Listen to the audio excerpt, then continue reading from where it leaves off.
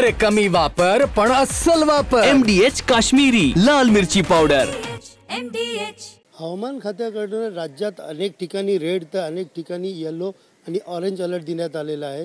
मात्र गेल्या काही दिवसापासून मुंबई व आसपासच्या शहराला येलो अलर्ट दिला असून सोमवारी झालेल्या मुसळधार पावसामुळे जनजीवन विस्कळीत झालं होतं. मात्र गेल्या 2 दिवसापासून मुंबई व आसपासच्या शहरामध्ये या ठिकाणी पावसाने उघड दिली असून आपण पाहू शकता ढगाळ वातावरण जे आहे ते या ठिकाणी दिसून येत आहेत.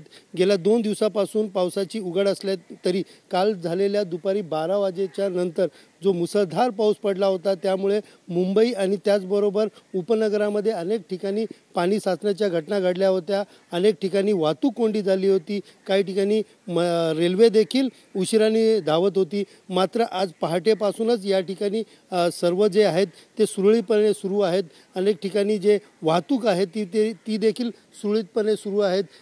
हवामान खात्याच्या अंदाजानुसार मुंबई व आसपासच्या शहराला येलो अलर्ट दिला असून आज दुपारनंतर पुन्हा एकदा मुसळधार पावसाची शक्यता वर्तवली जात आहे. मात्र आपण पाहू शकता या ठिकाणी ढगाळ वातावरण जे आहे ते आपल्याला दिसून येत आहेत. तर दुसरीकडे पाहायला गेलं तर समुद्राला देखील हायटाईडचा इशारा गेल्या 2 दिवसापासून दिला होता.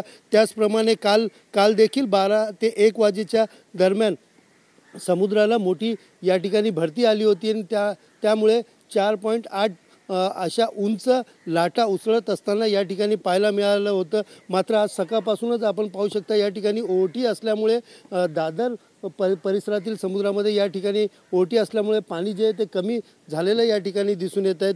एकंदरीत हवामान खात्याने वर्तवलेल्या अंदाजानुसार या ठिकाणी ढगाळ वातावरण असलं तरी दुपारनंतर मोठ्या प्रमाणात पाऊस विजेच्या कडकडाटासह मुसळधार पाऊस पडण्याची शक्यता वर्तवली जात आहे. कॅमेरा पर्सन योगेश सावंतसह सुनील जाधव, TV9 मराठी, मुंबई.